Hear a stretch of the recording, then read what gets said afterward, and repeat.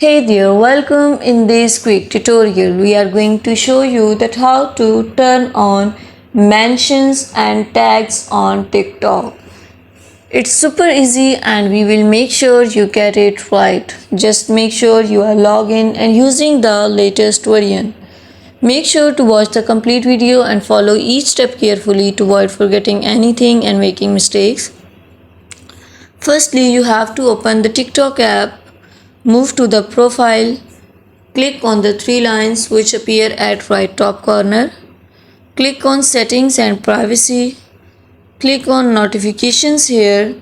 You can turn it on mentions and tags.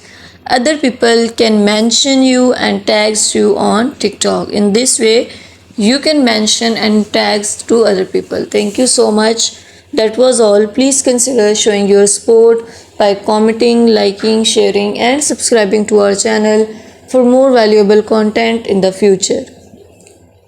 Your engagement is highly appreciated. I wish you very good luck. Thanks.